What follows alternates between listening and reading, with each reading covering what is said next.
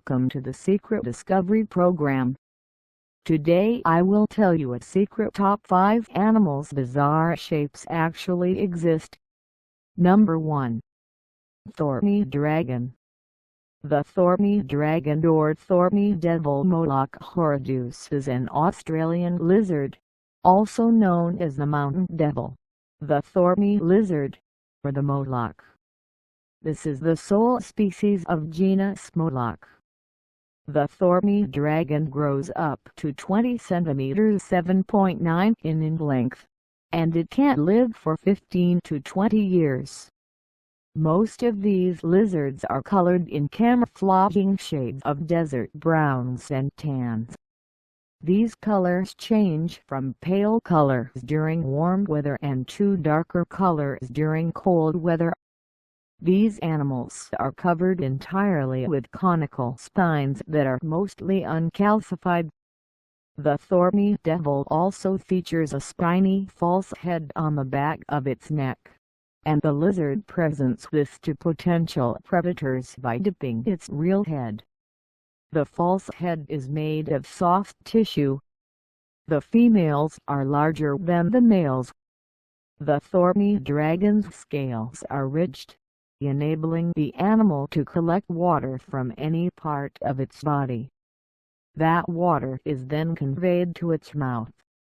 So when they need to drink water, they just touch water, usually by their limbs, and on the basis of the capillary principle, water is transmitted to the mouth through their skin. An intimidating array of spikes covers the entire upper side of the body of the thorny dragon. These thorny scales also help to defend it from predators. Camouflage and deception may also be used to evade predation.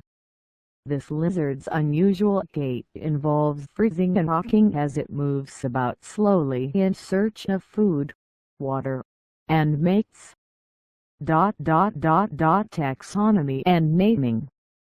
The names given to this lizard reflect its appearance. The two large horned scales on its head complete the illusion of a dragon. Although the name Moloch was formerly used for a deity of the ancient Near East, this name began to be used later in demonology to refer to the fallen angel and prince of hell. The thorny dragon also has other nicknames people have given it, such as the devil lizard, thorny devil horned lizard, and the thorny toad. The thorny dragon was first described in writing by the biologist John Edward Gray in 1841. While it is the only one contained in the genus Moloch, many taxonomists suspect another species might remain to be found in the wild. The thorny dragon is only distantly related to the similar, morphologically speaking, North American horned lizards of the genus Phrynosoma. This similarity is usually thought of as an example of convergent evolution. Habitat. The thorny dragon usually lives in the arid scrubland and desert that covers most of Central Australia. For example, it inhabits the Spinifex triobius sandplain and sandridge desert in the deep interior and the Marilee Belt. The habitation of the thorny dragon coincides more with the regions of sandy loam soils than with a particular climate in Western Australia. Self-defense. The thorny dragon is covered in hard, rather sharp spines that dissuade attacks by predators by making it difficult to swallow. It also has a false head on its back. When it feels threatened by other animals, it lowers its head between its front legs, and then presents its false head. Number 2. This desert-dwelling animal has a very odd appearance, almost as if it is made up of parts from various other animals. On this page we list many interesting facts about this amazing species, including where it lives, how it survives. General gerbil facts. Jerboas are found throughout Asia and northern Africa in both hot and cold deserts including the Sahara Desert and Gobi Desert. Jerboas are classified in the Dipodinae family jumping rodents and are divided into 3 genera with over 2 dozen species. This small animal is well adapted for the harsh desert environments in which it lives. Some species are adapted for survival in cold deserts and others for hot deserts. The jerboa has a keen sense of smell. This animal has excellent hearing. They are nocturnal, staying in their burrows during the day to avoid the heat and venturing out at night when the temperature drops. This animal's diet basically consists of plants. Some species will also eat insects. It depends on food for water and may never actually drink water in its lifetime. Their average lifespan is 2 to 3 years. Jerboa characteristics facts. They are anywhere from 2 to 6 inches 5 to 15 centimeters long, not including the tail depending on the species. It has a very disproportionately long tail utilized for balance when standing. The tail can be longer than the combined length of its head and body. Depending on the species, a jerboa can weigh anywhere from just under 1 ounce 28 grams to a few ounces. It has a mouse-like head and body. They have long whiskers like that of a cat, designed for feeling their surroundings in the dark. This animal has big round eyes like that of an owl. Some species have long ears like that of a jackrabbit, whereas others have shorter ears. This animal has big hind legs that are kangaroo-like. The back legs are approximately 4 times longer than the front legs and enable the animal to make amazingly high jumps. The jerboa has a fur coat that ranges in color from a sandy yellowish beige to dark. The color generally matches the color of the environment in which it lives. This helps conceal it from predators. Jerboa interesting facts. These animals are shy and elusive. There are several predators of the jerboa. They include owls, house cats, foxes, jackals and foxes. Jerboas that live in the Sahara Desert and other hot deserts enter a state of inactivity in the summer in order to survive. Jerboas that live in the Gobi Desert and other deserts with cold winters hibernate in the winter. Several species of this animal, such as the 5-toed pygmy jerboa, are listed as threatened species. These amazing creatures can hop up to 3 meters (9.8 feet) when being chased by a predator. These are solitary animals that typically live in their own burrow. Sometimes they will form small colonies made up of several individual burrows. Number 2. Red bald-headed eukarya. About the bald eukaryi. Bald eukarys are small South American primates with striking bald heads and bright red faces. They may be attractive to mates because malarial or sick animals develop pale faces. They have a long, shaggy coat that varies from reddish-brown to orange. These monkeys live only in the Amazon River basin, preferring permanently or seasonally flooded rainforests and locations near water sources, such as small rivers and lakes. Behavior. Unlike most monkeys, bald eukarys have very short tails, but move nimbly in the trees without them by using their arms and legs. These New World monkeys live in groups called troops and are quite social animals. Such gatherings may include close to 100 animals, but bald eukarys split up during the day to forage in smaller groups of 1 to 10 individuals. At night they sleep aloft, high in the rainforest canopy. Baldua carries forage during the day. They eat a fruit-heavy diet, but also consume leaves and some insects. Their powerful jaws can open a hardy Brazil nut.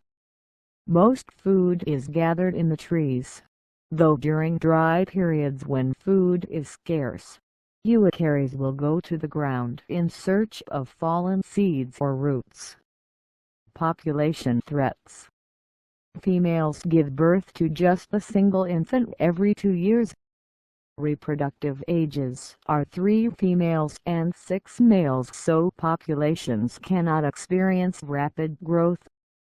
Unfortunately, these intelligent primates are hunted in their Amazon forest homes for food and sometimes captured by indigenous peoples. They are also threatened by the destruction of their environment, as the timber industry clears ever-increasing swaths of Amazon forest. Number 4. Goblin shark. Overview. Swishing through the deep sea, the goblin shark notices a small, yummy-looking squid.